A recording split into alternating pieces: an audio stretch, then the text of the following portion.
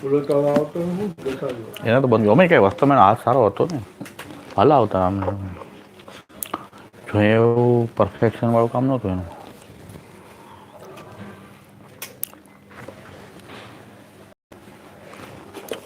કિંતા સંતાન હંતારો યત્પાદંબુજરેણવ સ્વીયાનાં તાન નિજાચાર્યાન પ્રણમામિ મુહુર્મુહુઃ યદનુગ્રહતો જંતુઃ સર્વદુઃખાતિકો ભવેत् મહં સર્વદા વંદે શ્રીમદ્વલ્લભનં અજ્ઞાનંદસ્ય જ્ઞાનાંજનશલાકયા ચક્ષુરુન્મીલિतं येन તસ્मै શ્રીગુરવે નમઃ. નમામિ હૃદયે શેષે લીલાક્ષીરાબ્ધિશાયિनं લક્ષ્મીસહસ્રલીલાभिः सेव्यमानं कलानिधिं चतुर्भिश्च शिवेस्तथा षड्भिर्विराजते योषौ पंचधा हृदये मम. योगक्षेमं वहाम्यहम. तीसरी बात, योगक्षेमम वहाम्यहम की बहुत बड़ी रेंज है. योगक्षेम की रेंज लाइफ इंश्योरेंस से शुरू होके बहुत दूर तक जावे हैं, क्योंकि योग को मूल है अप्राप्तस्य प्राप्ति योगः और प्राप्तस्य संरक्षणम क्षेमः. जो तुमने प्राप्त नहीं कियो वो तुमको प्राप्त करवा देनो योग है. अक्सर ऐसो होवे है, अखबार में पढ़ियो होएगो कि बैंक में से अपन रुपया लेवे जावें, रुपया लेके बैंक से बाहर निकलें और आदमी छुरा लेके वो रुपया लूट ले, तो अप्राप्त की प्राप्ति तो हो गई, पर जो प्राप्त भयो है वह को क्षेम नहीं भयो. योग हो जावे पर क्षेम नहीं होवे. तो योग और क्षेम में आदि भौतिक स्तर पे जाको प्राप्त करनो है, और वो प्राप्ति और वाको क्षेम है. आध्यात्मिक में जो प्राप्त करनो है और वाकी प्राप्ति और वाको क्षेम, ऐसे आदिदेविक दृष्टि से जो प्राप्त करनो है और वाको क्षेम. भगवान जो बात कह रहे हैं वो कोई एक क्षुद्र रेंज पे नहीं कह रहे हैं, क्योंकि तेषाम नित्याभियुक्ता नाम योगक्षेमम वहाम्यहम. वे नित्य अभियुक्त हैं, वे नित्य मुझसे जुड़े हुए हैं, उनके योगक्षेम को वहन मैं करूँ. अब जाको जो भाव है बाकी लिमिट्स काय है, क्योंकि कौन को क्या चीज़ प्राप्त करनी है और कौन को क्या चीज़ को क्षेम करना है, वो सबके एक तो नहीं होंगे. पर जो भगवान से जुड़े हुए हैं उनको जो कुछ प्राप्त करना है और जो कुछ उनने प्राप्त किया है वाको प्राप्त को संरक्षण जो कुछ भी करना है वो जिम्मेदारी प्रभु ले रहे हैं. या अर्थ में चक्रवर्ती उनको कहे जा रहे हैं. तेषाम नित्याभियुक्ता नाम योगक्षेमम वहाम्यहम. अब वामे कौन सो योग और कौन सो क्षेम, वो अधिकारी भेद से अलग अलग कथा है. अपन ने अभी तक के प्रकरण में जो बात देखी थी वो ये देखी कि प्रभु सर्वरूप धारण करने में समर्थ होवे के कारण हर स्वभाव को करस्पॉन्ड कर सके हैं. ये मैं कोई आलोचना के तरह नहीं कह रहा हूँ, पर परमेश्वर के बारे में अपना जो कंसेप्ट सिद्धांत है वह कंसेप्ट की रिचनेस कैसी है वो समझाना जा रहे हूँ. वो नैरो कंसेप्ट नहीं है. मैंने पहले भी शायद आपको ये बात बताई थी. रामपुर करके एक पुरानी स्टेट थी, वह स्टेट में कोई एक मौलवी ने कुरान को बड़ो अच्छो हिंदी अनुवाद कियो. मैंने वो हिंदी अनुवाद मंगायो. वाकी भूमिका में वाने ऐसे लिखियो है कि कुरान शरीफ में अल्लाह ताला ने ऐसे फरमाई है कि 17,000 फरिश्ता हमने ज़मीन पर भेजे हैं. उन 17,000 फरिश्तान के तहत राम और कृष्ण भी फरिश्ता हो सके हैं. उनके फरिश्ता होवे में हमको कोई आपत्ति नहीं है. हमको जो आपत्ति है वो ये हिंदू लोग उनको अल्लाह माने हैं, भगवान माने, यहाँ में आपत्ति है. भगवान नहीं आते, वो कोई फरिश्ता होंगे. ये उनने भूमिका में लिखियो. मैंने उनको चिट्ठी लिखी कि आपकी बात तो सच है कि कुरान शरीफ यूँ कह रही है कि 17,000 फरिश्ता भेजे, वामे से राम और कृष्ण भी हो सके हैं, मगर जितने फरिश्ता भेजे गए हैं वो अल्लाह के द्वारा भेजे गए हैं. ये तो आप भी मान रहे हो. अब यदि अल्लाह के द्वारा भेजे गए फरिश्ता राम और कृष्ण हमको यूँ कह रहे हैं हों कि हम खुद अल्लाह हैं, तो हम आपकी बात माननी या उन फरिश्तान की बात माननी? क्योंकि आपको तो हमारे पास भेजो नहीं है, आपके अल्लाह ने तो हमारे पास रामकृष्ण को भेजो है। वो तो हमको यही मैसेज दे रहे हैं कि देख ले मैं ही सब कुछ हूँ। भगवान कह रहे हैं कि मैं सब कुछ हूँ। मत्तः परतरम नान्यद किंचित अस्ति धनंजय मयि सर्वम इदम प्रोतम सूत्रे मणिगणा इव। जो फरिश्ता आपके अल्लाह ने हमारे पास भेजे, वो फरिश्ता यूँ कह रहे हैं कि हम खुद अल्लाह हैं। अब हम आपकी बात माने कि उन फरिश्तान की बात माने जाको अल्लाह ने हमारे पास भेजे हैं। यदि अल्लाह को ये बात पसंद नहीं होती तो ये से फरिश्ता क्यों भेजे? क्यों? गुनहगार तो अल्लाह है कि जाने झूठ बोलने वाले हमारे पास भेजे। कोई के पास गलत फरिश्ता भेज रहे हो तो गुनहगार अल्लाह है कि हम हैं? वहाँ ने मेरे पत्र को जवाब ही नहीं दी। अरे भाई, या कुछ खुलासा तो करो। हमारे पास तुम्हारे अल्लाह ने जो फरिश्ता भेजे वो खुद कबूल कर रहे हैं कि हम अल्लाह हैं। अब हम क्या कहें? हम तुम्हारी बात माने कि उनकी माने? हमको तो हमारे पास भेजो नहीं, अरबस्तान में भेजो। तुमको तो हमारे पास भेजो नहीं, अरबस्तान में भेजो। तुम मोहम्मद साहिब को फरिश्ता मानो, या में हमको कोई आपत्ति नहीं है। ईसाई लोग जीसस क्राइस्ट को भगवान ही माने, वहाँ में आपने को क्या आपत्ति है? भगवान उनके यहाँ जीसस क्राइस्ट बन के आ सके है, पर उनको आपत्ति हो जाए कि तुम रामकृष्ण को भगवान क्यों मान रहे हो। अब यह आपत्ति को हमारे पास तो परिहार है नहीं। या तो तुम ऐसे मानो कि कई भगवान हैं, हम एक देश में एक भगवान जा रहे हो है, या एक धर्म के एक एक भगवान मानो। ये तुम भी कह रहे हो कि ला इलाहा इल्लल्लाह, अल्लाह एक ही है, दो नहीं है, तो हमारे पास जो भेज रहे हो वो भी वही अल्लाह के भेजो पे है। तो सीधी समझने की बात है कि अपने यहाँ शुरुआत से यूँ कहे हैं कि भगवान के रूप अनेक हैं। अपन यूँ नहीं कहे हैं कि भगवान अनेक हैं। अपन यार रहस्य को ये लोग समझ अपने यार रहस्य को ये लोग समझ नहीं पावे और इनको डर लगे कि अपन अनेक भगवान माने। अरे भाई, तुम अगर हमारी बात पूरी तरह से नहीं समझो तो हम क्या करें? हम तो यूँ कह रहे हैं कि भगवान एक हैं और भगवान के रूप अनेक हैं। हम तो यूँ कह रहे हैं कि भगवान के पास पहुँचने के रास्ता अनेक हैं, पर पहुँचने को गंतव्य एक है। तुम कह रहे हो कि हमारा गंतव्य भी खोटो है, तो फिर दो भगवान मानो तो काम चलेगा। यहाँ में एक सीधी सी बात है कि यदि भगवान एक है तो दूसरो गंतव्य पैदा भयो कैसे? और पैदा भयो तो वाको भगवान चलवे क्यों दे रहे हो है? भगवान चलवे दे रहे हो है तो या तो भगवान कमज़ोर है, जैसे आप अपन भारत को संविधान चलावें, या भारत के विरुद्ध अपन कोई नयो देश खड़ो करें तो तुरंत मिलिट्री आएगी कि नहीं आएगी। ऐसे अल्लाह क्यों नहीं भेज रहे हो है? नहीं भेज रहे हो वाको मतलब ये है कि अपन वाह अल्लाह को भी पसंद है। शांति से जीवन जियो और जीने दो। तुमको जो भेजो है वो तुम करो, हमको जो भेजो है वो हम करें। वहाँ में झगड़ा की बात क्या बात है? ये अप्रोच नहीं समझने के कारण बहुत सारे झगड़ा हो जाए हैं। दरअसल यह अप्रोच को समझें तो कोई झगड़ा की बात ही नहीं है। ये बात जैसे धर्म में सच्ची है, ऐसे ही साधना में भी सच्ची है। ये बात संप्रदाय में भी सच्ची है। संप्रदाय अनेक है पर परमात्मा अनेक नहीं है। अब परमात्मा एक है तो सब संप्रदाय मार पीट के एक करो, सबको मुसलमान बनाओ, ऐसे तो थोड़ी हो सके, ऐसे नहीं हो सके। परमात्मा एक है। यही यह बात को प्रमाण है कि एक परमात्मा में इतनी विविधताएं, प्राणी की, देश की, ऋतु की, बुद्धि की, विचार की, भावना की प्रकट भई है। तो वही परमात्मा में विविध साधनाएं और विविध संप्रदाय प्रकट भय। हमें झगड़ा की बात क्या है? झगड़ा की बात कब आवे है कि जब तुम यूँ सोचो कि हम ही सच्चे और सब खोटे, तो झगड़ा। अपने हिसाब से सब सच्चे हैं। मुसलमानों के राम और कृष्ण भगवान न हो सके, पर अल्लाह मोकलेला दूत છે। તો અલ્લાહના દૂત જે છે તો અલ્લાહે મોકલા છે, તો અલ્લાહે મોકલા હોય તો એ સાચી વાત જ કહેતા હોય ને। હવે એ આવીને એમ કહે છે કે હું ભગવાન છું, ગીતાજીમાં એમ કહે છે હું સાક્ષાત વિરાટ પુરુષ પરમાત્મા હું જ છું।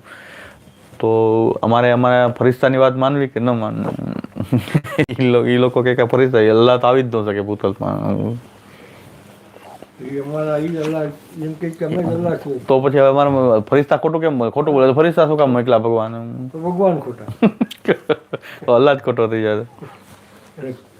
कौन जवाब दे सकता? एक बात समझो, जैसे बच्चा को मामा आके यूँ कहे कि तेरी मम्मी मेरी है तो बच्चा रोवे लग जावे कि नहीं रोवे? कि नहीं नहीं मेरी है। भाई तेरी मम्मी है तो मेरी बहन है, वहाँ में झगड़ा की बात क्या है? तो बच्चा की समझ में आवे, आके आगे फिर बच्चा की बुद्धि क्लोज हो जावे कि मेरी मम्मी को तुमने अपनी क्यों कही। फिर बच्चा रोना शुरू करे। ये तो श्रद्धा को बचपना है, वैचारिक बचपन। ये बात समझनी चाहिए कि तेरी मम्मी है तो कोई की बेटी भी हो सके, वो कोई की बहन भी हो सके। जब वो मेरी कह रहे हो तो मेरी कहवे का अर्थ अलग अलग है। इन अलग अलग अर्थ में एक ही मम्मी सबकी है। या अर्थ में तेरी है, वह अर्थ में तू अकेलो है, या लिए तेरी है। अब तेरो कोई भाई बहन और हो जावे तो वाकई भी मम्मी हो जाएगी। परमात्मा के बारे में भी अपन ये नहीं कह सकें कि परमात्मा सिर्फ मेरो ही है और कोई नहीं है, मेरे ही संप्रदाय को है और कोई संप्रदाय को नहीं है, ऐसे नहीं कह सकें। जब परमात्मा के बारे में अपन ऐसे नहीं कह सके हैं तो वही इस बात रूप रस गंध स्पर्श के बारे में भी लागू पड़े है कि रूप रस गंध स्पर्श में ही परमात्मा की मौजूदगी वही तरह की है जहाँ तरह से संप्रदाय की मौजूदगी है। मगर वो श्रद्धा दृष्टि बौद्धिक दृष्टि आवे तो हर झगड़ा को समाधान हो जावे। अगर ये श्रद्धा और बौद्धिक दृष्टि नहीं आवे तो हर बात झगड़ा वाली लगे। इतनी विविधता अंशु कौन घबरावे? जो बच्चा होए, क्योंकि अपने अज्ञान के अनुसार बच्चा जिद पकड़ के बैठे हुए कि मम्मी मेरी है। बच्चा में ये बचपना प्यारा हो सके पर बड़े होके भी ऐसा सोचना मूर्खता है। मूर्ख और बच्चा में अंतर केवल इतना ही है कि मूर्खता जा वक्त भोली होवे तो बचपना कहवावे, और बचपना जा वक्त भोलो नहीं रहे कि कुटिल हो जावे तो वो मूर्खता कहवावे।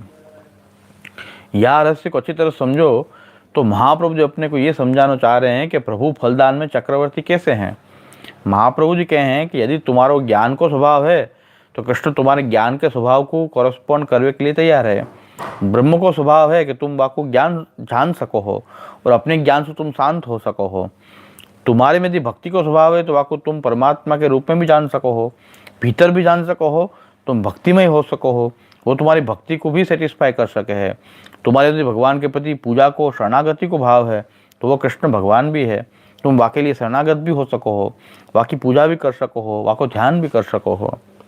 देखो एक बात सच्ची बताऊं कि ब्रह्म को ध्यान करना बड़ो मुश्किल है, परमात्मा को ध्यान धरना भी बड़ो मुश्किल है, पर भगवान को ध्यान धरना बड़ो सरल है।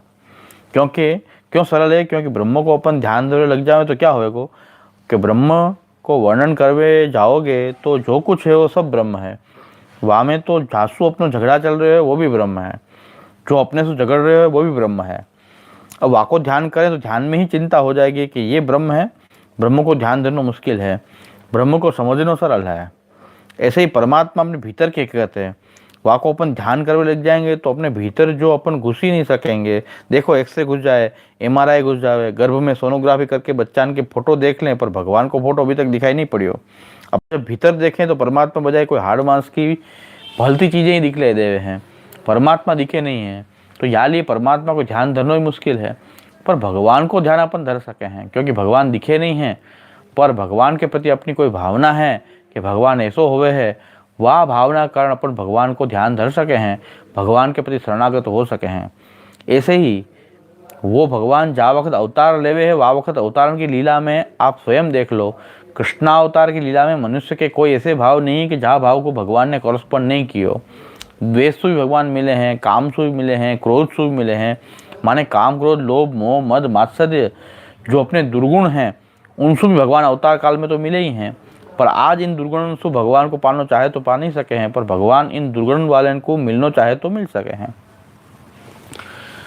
आ मोटी तकलीफ है कि लीला में प्रभु ने गमे ते व्रजभक्तों प्राप्त कर लीधा, शिशुपाले प्राप्त कर लीधा, अवतार काल नहीं करता। अवतार काल में भगवान काम थी प्राप्त नहीं था, क्रोध थी नहीं था, भक्ति थी થઈ શકે। પણ ભગવાનની ઈચ્છા અત્યારે પણ હોય કોઈને કામ ક્રોધથી મળવાની તો અત્યારે પણ એ મળી શકે।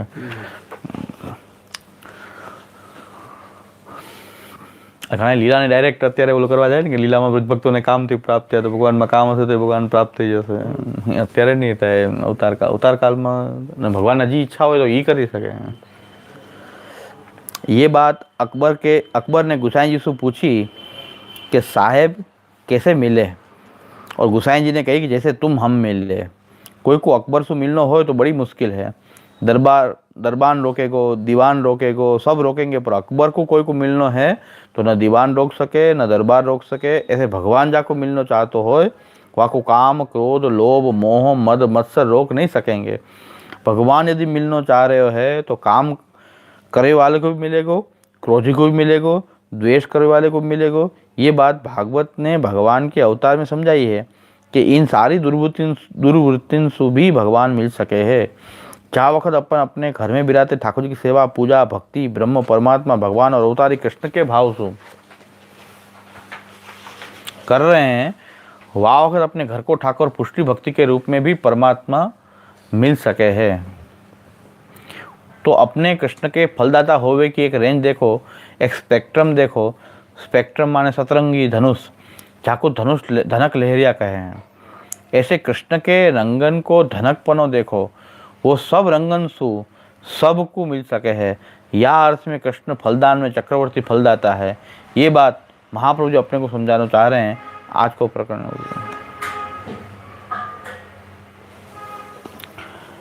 अब गदाधर दास जी की वार्ता विवेचना प्रसंग 2 उत्सर्ग अपवाद और प्रतिप्रसव विमर्श। उत्सर्ग अपवाद प्रतिप्रसव विमर्श। पुष्टि भक्ति भाव विवेक। वार्ता में महाप्रभु के उपदेश ब्रजभाषा में एक अनुमान। यहाँ जो अपनी प्रवचनमाला चले है वो मूल में 84 वैष्णव की वार्ता में महाप्रभु के जो वचन हैं वो महाप्रभु के उपदेश के जो ग्रंथ है, षोडश ग्रंथ, निबंध, पंचश्लोकी, शिक्षा श्लोकी, उनके अनुवाद रूप नहीं हो के स्वतंत्र हैं। अंतर सिर्फ इतना है कि वो ग्रंथ संस्कृत में कहे गए उपदेश हैं और ये उपदेश महाप्रभु के ब्रजभाषा में कहे गए हैं। अब आज अपने पास यह बात को कोई स्पष्ट प्रमाण नहीं है कि महाप्रभु ने ये सारे वचन ब्रजभाषा में ही बोले हैं, क्योंकि आप तो परिक्रमा कर रहे थे। 30 वर्ष तक आपने परिक्रमा निरंतर करी, कहीं भी एक ठिकाने रहे कि आपको बिराजवे को उपक्रम हतो नहीं। माने गुजरात, महाराष्ट्र, उड़ीसा, बंगाल, उत्तर प्रदेश सब जगह तो कोई ब्रजभाषा चलती नहीं थी। आप स्वयं तेलुगु ब्राह्मण थे तो मातृभाषा तेलुगु थी, पर वो खुद परिभ्रमण करे हैं, वो कई भाषा को अपने आप बोल तो हो जावे हैं। वहाँ को स्पष्ट प्रमाण अपन को यहाँ में देख सके हैं कि जब महाप्रभु सूरदास जी महाप्रभु से मिले और दीनता आत्मग्लानी के पद गाए तो महाप्रभु ने अचानक टोक्यो कि सूर होए के काहे को घिघिया ते कछु भगवत लीला गा। अब ये भी निश्चय नहीं है कि ये बात आपने ब्रजभाषा में कही है कि वाह वक्त वाह एरिया में प्रचलित हिंदी भाषा थी वहाँ में कही, पर क्योंकि गोकुलनाथ जी ने वचनामृत ब्रजभाषा में लिखे वाली वो बात वहाँ ब्रजभाषा में आई है। पर इतनी बात तो निश्चित है कि वाकई बात जो भगवत लीला सूरदास जी ने गाई वो ब्रजभाषा में गाई। ब्रज भयो महर के पूत जब यह बात सुनी सुनी आनंदे सब लोग गोकुल गिनत गुनी। और वो जब ब्रज वृंदालय की लीला को गाते ही चले जा रहे हैं कि तब ता दिन ते वे लोग सुख संपत्ति न तजे, तब महाप्रभु ने तुरंत ही वह पद की अचानक पूर्ति कर दी कि सुनी सूर सबन की यह गति जो हरिचरण भजे। यह बात ये तो प्रमाणित हो जावे है कि ब्रजभाषा के ऊपर आपको एकदम अद्भुत प्रभुत्व हतो। तो जैसे तेलुगु ब्राह्मण होते भय भी ब्रजभाषा में प्रभुत्व हतो, ऐसे गुजराती और मराठी भी अच्छी बोल सकते होंगे। बंगाल आप 5 वक्त पधारे तो बंगाली भी बोल सकते होंगे। चैतन्य महाप्रभु और रूप गोस्वामी साहब को बहुत अच्छी मैत्री हती तो बहुत सारी भाषा बोल सकते होंगे। वचनामृत में षोडश ग्रंथ में सिद्धांत कोई उपदेश ब्रजभाषा में है। अब ये जो 84 वैष्णव हैं ये भी बहुत सारे प्रदेश के हैं, कोई एक प्रदेश के तो हैं नहीं, तो इन सबको आप ब्रजभाषा में बोलते होंगे ऐसे मानने को कोई कारण लगे नहीं है, क्योंकि आप शायद ब्रजभाषा बोलते भी हों, पर वो लोग ब्रजभाषा में बोलते हों कि नहीं ये प्रश्न तो है। पर जो श्री गोकुलनाथ जी ने इन वार्ताओं को संकलन कियो वो ब्रजभाषा में कियो करके वो सारे उपदेश आज जो अपने सामने अवेलेबल हैं वो ब्रजभाषा में हैं। और इन उपदेशन में भी सिद्धांत के और आचरण के बहुत गंभीरतम रहस्य भरे रहे हुए हैं। ये मेरी हृदय की निष्ठा है कि खाली संस्कृत ग्रंथन में ही है ऐसा नहीं, पर इन ग्रंथन में प्रकट भय आपके वचन में भी सिद्धांत और आचरण को गंभीर रहस्य है और उन रहस्य को भी अपने को उतनी ही आदर की दृष्टि से श्रवण चिंतन मनन करना चाहिए। वाह हेतु से मैंने एक उपक्रम किया कि वल्लभ वचनामृत अपन 84 वैष्णव की वार्ता छांटें कि कहाँ कहाँ कौन कौन से वैष्णव की वार्ता में आपने क्या क्या वचनामृत बोले और उनकी भी सिद्धांतिक पृष्ठभूमि क्या है, कौन सी बात को ध्यान में रख के वो उपदेश दिए गए हैं, वह प्रसंग की संगति, वह को श्रुत्यादि शास्त्र के अनुसार जो तात्पर्य है वो सब अपन को ध्यान में आवे तो ये वचनामृत भी षोडश ग्रंथ से कोई कम नहीं है। ऐसी मेरी निष्ठा, श्रद्धा और विश्वास तीनों ही हैं। या लिए मैंने वो वचनामृत संकलित करके छापने को प्रयास किया। क्या वक्त जो 2 वार्ताएं आई हैं, इन 2 वार्ताओं में एज सच महाप्रभु जी को कोई वचनामृत अवेलेबल नहीं है, पर महाप्रभु के सेवकन की ये वार्ता हैं और महाप्रभु के सेवकन की वार्ता होने के कारण उनके चरित्र में महाप्रभु के सिद्धांत तो प्रकट ही हो ही गए हैं। तो यह वार्ता के थोड़े विवेचना जरूर मैं आपको समझाना चाहूँगा। एक बात और कहूँगा कि या में थोड़ी कड़ाकुट तो है, और वाकू आप मेरे साथ सहन करो, क्योंकि रसगुल्ला खानो तो बहुत सरल है, अपने राजस्थान में तो बाटी खावे, वाकू खावे में थोड़ी कड़ाकुट तो है, दांत को जोड़ तो थोड़ो मैं भी लूँगो, अपन मिल के लेंगे, पर जो भी करेंगे वहाँ में इतनी बात स्पष्ट है कि महाप्रभु को मत अपने को स्फुटतः समझ में आ सके है, ऐसी ये वार्ता हैं। और इन दो वार्ता में यदि यद्यपि कोई वचनामृत नहीं है, पर महाप्रभु के सेवकन के चरित्र की ये वार्ता हैं। और इन महाप्रभु को सिद्धांत बड़ी खूबसूरती सु उनमें महाप्रभु को सिद्धांत बड़ी खूबसूरती सु प्रकट भयो है, प्रकट्यो है, झलक्यो है, वहाँ को आनंद अपने को लेना चाहिए। भगवान की लीला के दो पहलू, स्वयं भगवान की लीला और शास्त्र निरूपित भगवत लीला। इन वचनामृतन को समझवे के पहले दो तीन बातें खास ध्यान में रखवे की है। वहाँ में एक बात है कि जो महाप्रभु जी ने सुबोधनी में कई ठिकाने प्रकट करी है कि भगवान की प्रत्येक लीला के दो पहलू हैं। एक पहलू वो है कि लीला जो आपने करी है वहाँ में प्रभु का आनंद प्रकट हो रहे है, और वाको तो आनंद लेवे को होवे है, क्योंकि प्रभु आनंदमय स्वरूप है। जो भी लीला कर रहे हैं वो कोई कामना पूर्ति के लिए नहीं कर रहे हैं, परंतु आनंद के उच्छलन के कारण कर रहे हैं। जैसे सागर पे चंद्र उगे तो सागर में हिलोरा आवे, वो सागर को अपनो स्वभाव है, छलक वे को चंद्र को देख के। वहाँ तरह से प्रभु जब लीला में भूतल पे अवतीर्ण होवे तब प्रभु में भरे हुए आनंद को सागर छलके है। वो जो भी लीलाएं हैं वहाँ में प्रभु को आनंद ही प्रकट हो रहे है। कोई भी लीला में प्रभु को राग, द्वेष, काम, क्रोध, लोभ, मोह, मद, मात्सर्य जैसे जीव के जो दुर्गुण हैं वो प्रकट नहीं हो रहे हैं। वो भगवान की प्रत्येक लीला को देखवे को एक बड़ो मीठो नजरिया है। कैसे कैसे यहाँ प्रभु को क्या आनंद प्रकट भयो। भगवान की प्रत्येक लीला को देखवे को महाप्रभु जी को एक और नजरिया बताए हैं, और वो ये है कि शास्त्र में कई तरह के सिद्धांत बताए गए हैं। जैसे उदाहरण के तौर पे आपको बताऊं कि ज्ञान से मुक्ति मिले, निष्काम कर्म से मुक्ति मिले, भक्ति से मुक्ति मिले, योग से मुक्ति मिले, वैराग्य से मुक्ति मिले। और शास्त्र जहाँ साधना को जहाँ वक्त उपदेश कर रहे हैं वहाँ वक्त शास्त्र ये कह दे है कि यह साधना से मुक्ति मिले है और कोई साधन है नहीं। अब लोग उन एक एक साधन को झंडा लेके दौड़े। जैसे ज्ञान वाले जो हैं वो कहें कि ज्ञान के बिना मुक्ति नहीं है, तो वैराग्य वाले कहेंगे कि वैराग्य के बिना मुक्ति नहीं है, भक्ति वाले कहेंगे कि भक्ति के बिना मुक्ति नहीं, कर्म वाले कहेंगे कर्म बिना मुक्ति नहीं है। जैसे शास्त्र में आवे है ऋते ज्ञानात् न मुक्ति ही, ज्ञान के बिना कोई मुक्ति नहीं है।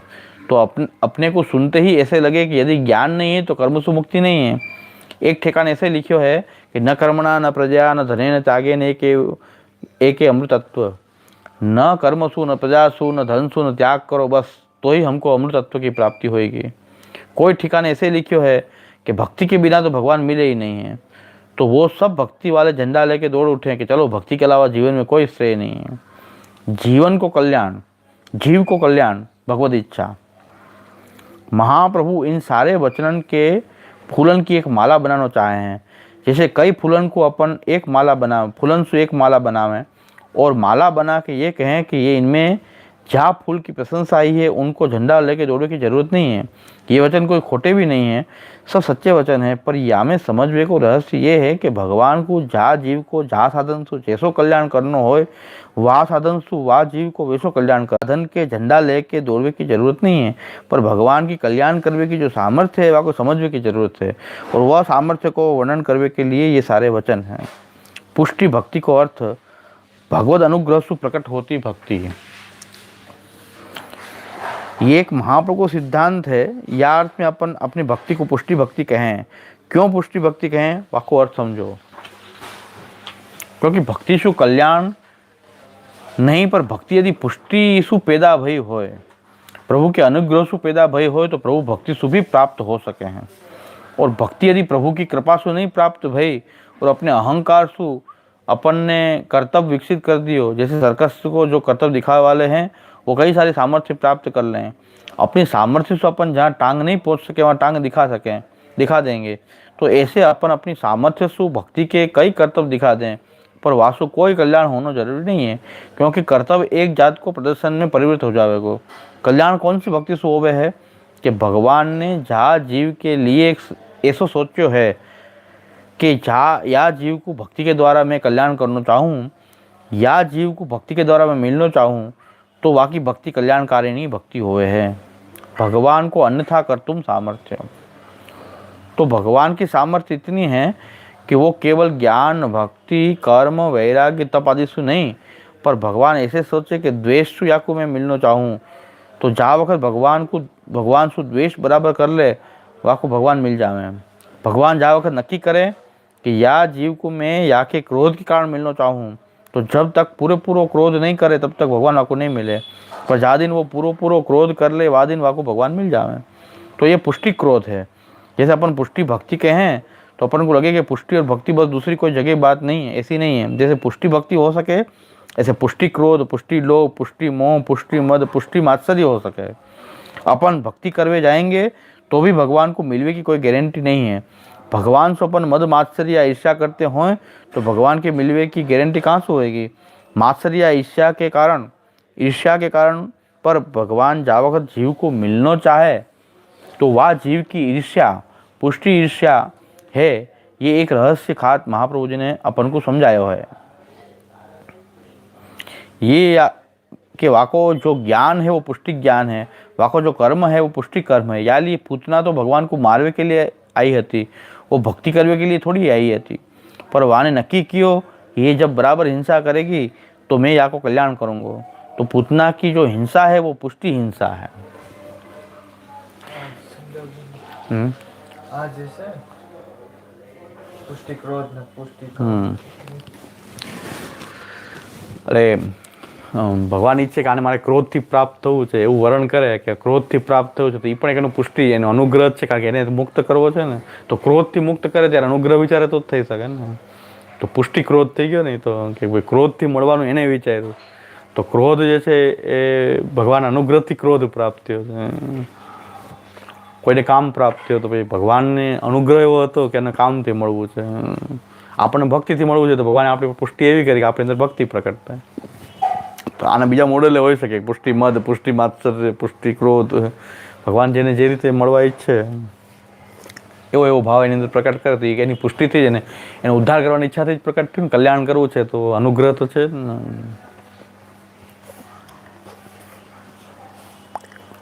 પુષ્ટિ ભક્તિ શબ્દ સાંભળ્યો હોય આપણે, પણ આ બધે શબ્દ ન સાંભળ્યા હોય ને કે પુષ્ટિ મદ, પુષ્ટિ ઈર્ષા, પુષ્ટિ માત્સર્ય, પુષ્ટિ ક્રોધ।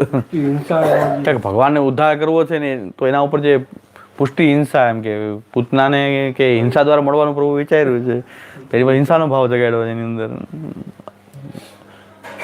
કંસમાં ભયનો ભાવ જગાડ્યો તો ભય પૂરેપૂરો ભય થયું ત્યારે જ એને પ્રાપ્ત થયા કે ઠાકોરજી ભયથી એને મળ્યા તો એ પુષ્ટિ ભય છે એનો। ભયાત કંસ દ્વેષ। अपने सामर्थ्य શું પ્રભુ નહીં મળે, પ્રભુ મળે કોઈ પણ રીતે કામ ક્રોધથી પણ મળી શકે, હિંસાથી પણ મળી શકે ભગવાન એને વિચાર્યું હોય તો, ને પોતાના સામર્થ્ય કોઈ મળવા જાય તો એ ન મળી શકે।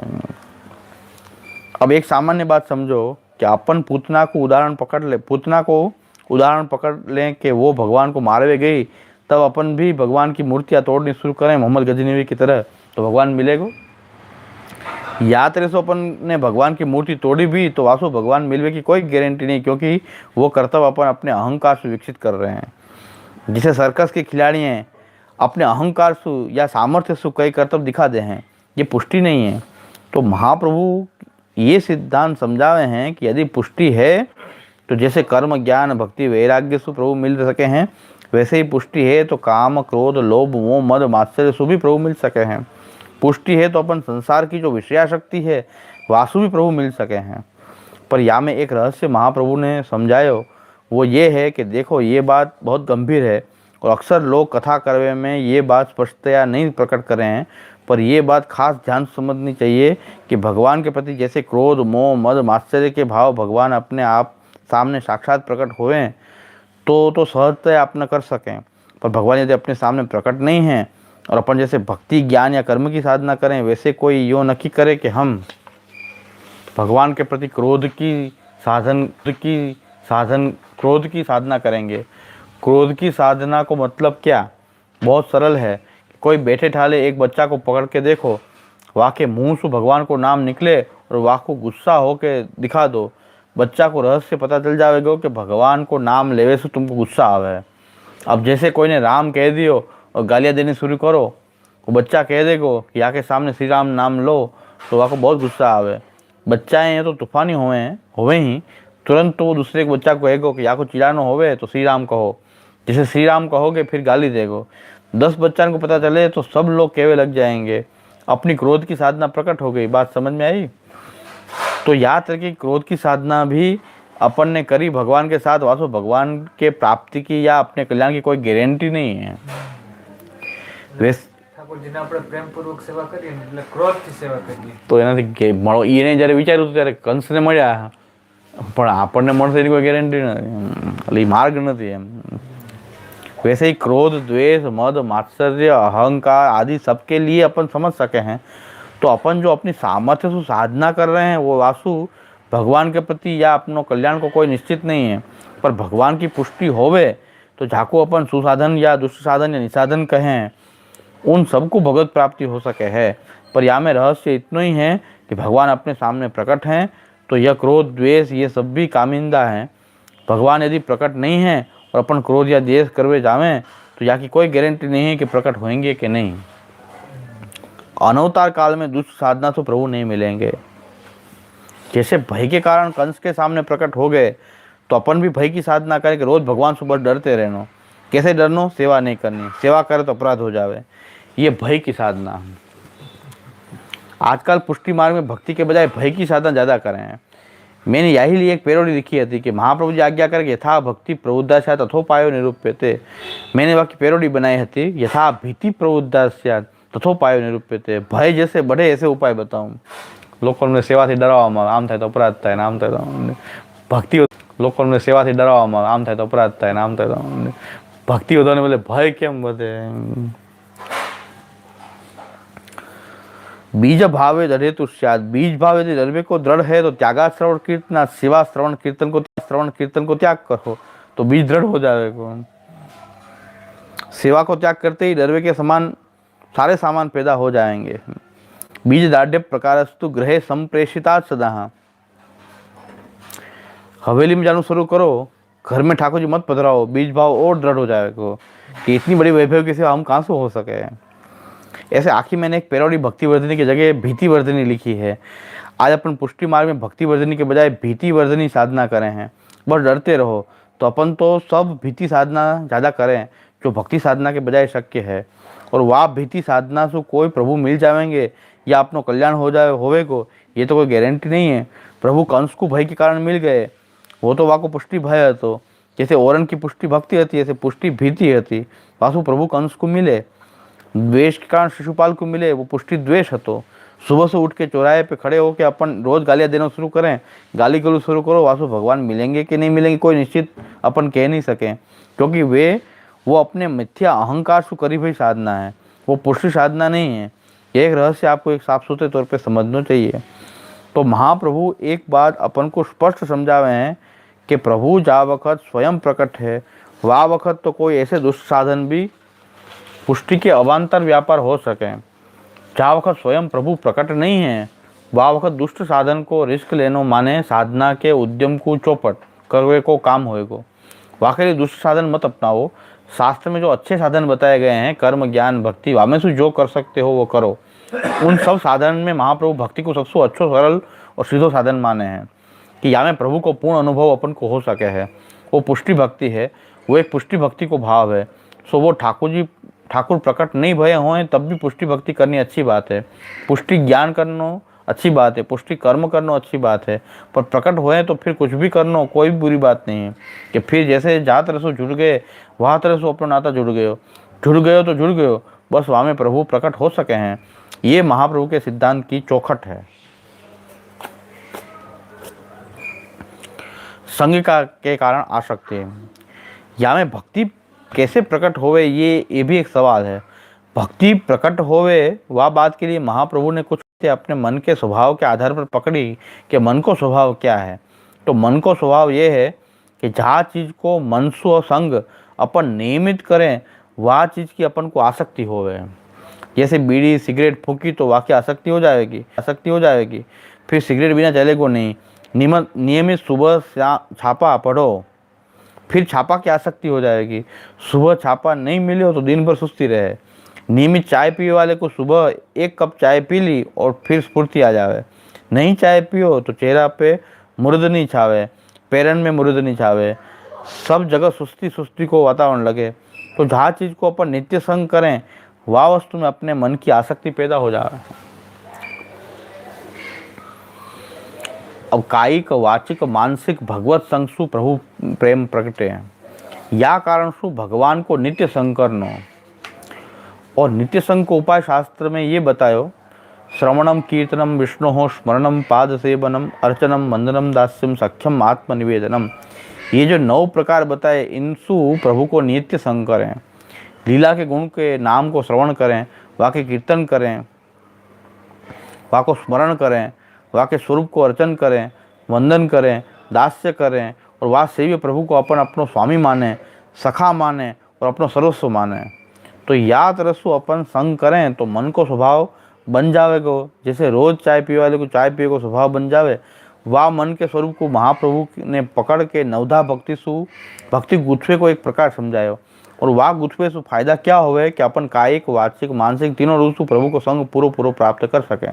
जैसे श्रवण कीर्तन स्मरण अपनों प्रभु के साथ वाचिक संग है, अर्चन वंदन पाद सेवन अपने प्रभु के साथ कायिक संग है, और दास से सख्य और आत्मनिवेदन प्रभु के साथ मानसिक संग है। तो हर व्यक्ति के 3 पहलू होवे, काया वाणी और मन। उन 3 को पाछो 3 में और गुणित करके और 9 प्रकार से अपने प्रभु को संग करें तो वो संग के कारण के प्रभु में प्रेमपन पेगो। कीर्तन को वाचिक संग श्रवणादि स्मरणांत होना चाहिए, अर्चन को कायिक संग पाद सेवनादि वंदनांत होना चाहिए, प्रभु के सख्य भाव को मानसिक संग दास्यादि आत्मनिवेदनांत होना चाहिए।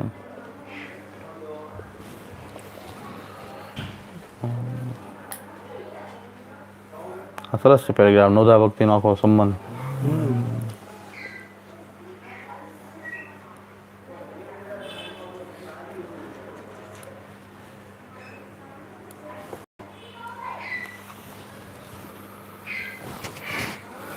वाके लिए 10वीं प्रेम रक्षणा भक्ति कही गई है। नवविध भक्ति साधन रूपा है और 10वीं भक्ति प्रेम लक्षणा है कि ये 9 तरह से प्रभु की भक्ति करेंगे तो अपन को प्रभु में प्रेम प्रकट होएगो। पर वहाँ में एक तकलीफ यही है कि जो मैं कई वक्त बता चुकी हूँ कि एक डोकरी के प्राण छूट रहे थे, सबर ने वहाँ को इकट्ठे होकर कही कि अब तेरे प्राण छूट रहे हैं तो राम को नाम ले।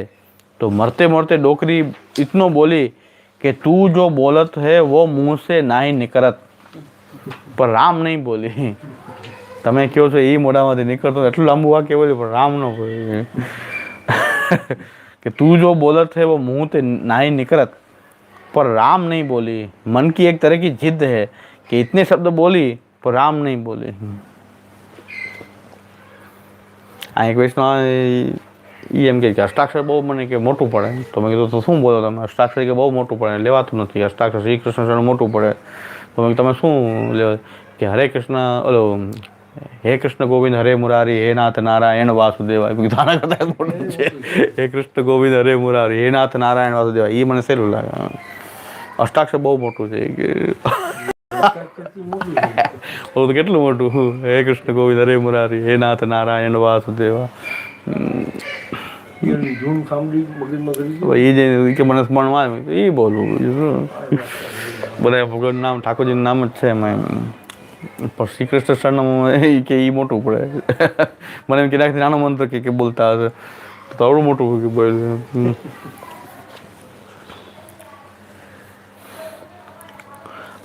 आदतों से छुटकारा कठिन।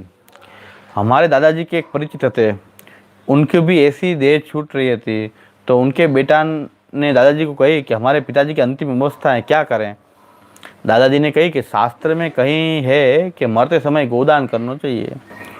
वो करोड़पति थे, कई मिलन के मालिक थे, तो उनको कही कि गोदान इनके हाथ से दिवा दो। उनने कही कि गोदान तो यहाँ मुंबई में कहाँ से लाऊं। तो दादाजी ने कही कि एक काम करो, एक गाय जितने की आवे उतने रुपयान को दान अभी इनके हाथ से दिवा दो, फिर उन रुपयान की गाय लेके दिवा दीजिए। तो बेचारे बेटा ने मुनीम को कही कि उतना रुपया लेके पिताजी के हाथ में दें। मरते मरते पिताजी ने कवर खोल के देखिए हो, उसमें से 20,000 निकाल के तकिया नीचे रख दिए, खाली 5,000 को मरते मरते दान दिए हो। कटलू बधु है।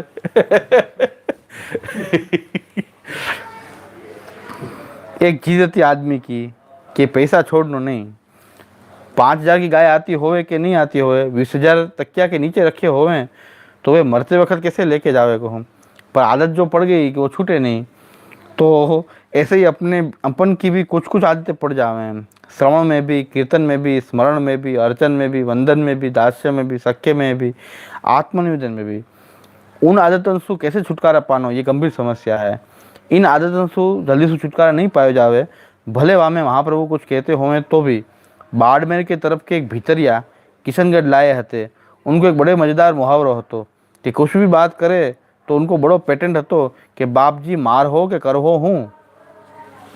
अपन को महाप्रभु जी को कुछ कहते हों तो अपन को यूँ लगे गरीब मानहरी मस्करी क्या करो बाप जी, मार हो के कर हो हूँ। शास्त्र विरोधी पद्धति को क्यों श्रवणादि भक्त्यंग नहीं हो सके, तो वो जो आदत पड़ी हुई है वो जल्दी छूटे नहीं। अपनी करके अपन श्रवण कीर्तन स्मरण अर्चन वंदन दास्य सख्य आत्मनिवेदन करते हो में वहाँ में भी कुछ ना कुछ अपन को उपद्रव हो ही जावे। श्रवण करनो है तो श्रवण करने की जो पद्धति बताई है वहाँ तरह श्रवण नहीं करनो, टीवी खोल के श्रवण कर लियो, वीडियो खोल के श्रवण कर लियो। आजकल क्योंकि आस्था चैनल संस्कार चैनल में कीर्तन और स्मरण आ रहे हैं, वहाँ में अपन को श्रवण की जो पद्धति बताई है वहाँ पद्धति से तो श्रवण करें नहीं, बैठे हैं, सो रहे हैं, देख रहे हैं। आस्था चैनल को नाम आस्था है, पर वासु तो आस्था के चैनल अपन में प्रकट हो रही है। चाय की चुस्की लेते हुए आस्था भी देख रहे हैं, बोल रहे हैं तो बोलते रहो, बकते रहो। तो या तरह को जो श्रवण है वो श्रवण नहीं है, श्रवण की एक विधि है। ऐसे ही कीर्तन की एक विधि है, वहाँ तरह से नहीं करके कोई रिकॉर्ड टेप बजा दी, रिकॉर्ड बज रही है, अपन भी साथ साथ गा रहे हैं तो कीर्तन तो हो ही रहे हो, कीर्तन नहीं हो रहे हो ऐसा तो नहीं, पर वो कीर्तन की पद्धति नहीं। जैसे कीर्तन की एक पद्धति के है, ऐसे स्मरण की भी एक पद्धति है, वह पद्धति सु अपन करनो माफक नहीं आवे। अर्चन की जो पद्धति है कि व्यक्ति को प्रतिदिन स्वयं अर्चन करना चाहिए। अपन ने एक पद्धति बना ली कि मंदिर में जाके रुपया जमा कराओ और अर्चन हो गयो, बेकार खोटी झंझट। घर में ठाकुर जी पालवे को फायदा क्या, ठाकुर जी को अपन हवेली में जाके वंदन कर लें, बात पत गई।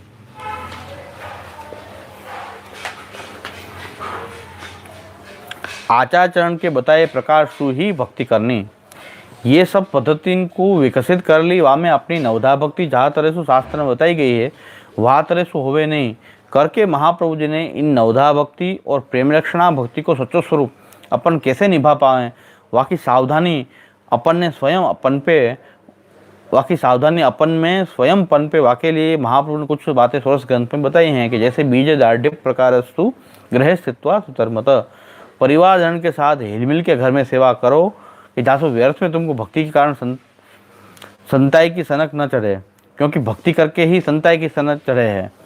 अब तो संसार सो हम विरक्त हो गए, अब हम संसार तो विरक्त हो गए तो धीरे धीरे फिर तुम्हारे भीतर भगवान में भी विरक्ति ला देगा, तो वो व्यर्थ में संताई की सनक न चढ़े करके महाप्रभु जी ने आज्ञा करी कि परिवार के लोगन के साथ हिलमिल के सेवा करो। व्यर्थ में क्रिया का इतना जटिल मत बना दो कि बस ठाकुर जी नहीं हो के जैसे कोई पहलवान हो गए हैं वाके संग कुश्ती लड़ रहे हैं सेवा की, ऐसा न हो जाए। वाके लिए महाप्रभु ने भावना की भी बात बताई है कि भाई भावना के साथ सेवा करो, भावना खंडित न हो ऐसे ढंग से क्रिया करो। इतनी क्रिया नहीं बढ़ा दें या सो अपनी भावना ही खंडित हो जाए, भावना को पोषण मिले ऐसी सब क्रिया सेवा में सच्ची क्रिया। और जिन क्रियांशु करवे सु भावना ही खंडित होती होवे वह क्रिया के अपन एक्सपर्ट हो जाए।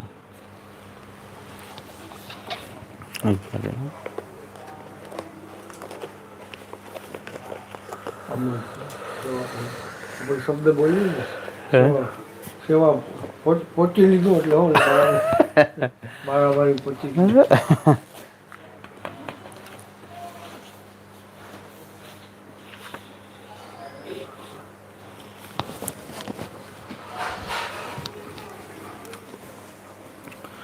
दृढ़ई न चरनान केरो भरोसो, दृढ़ई न चरण श्री वल्लभ नख चंद्र चढ़ाबिन, सब जग माज अंधेरो भरोसो, दृढ़ई न चरण साधन योर नहीं आकली में जासु हो निवे, सूर्य कहा कहे द्विदयांधरो, बिना मोल को चेरो भरोसो, हृदय न करो। हृदय चरणन के रो भरोसो, हृदय श्री वल्लभा श्री गोपीनाथ।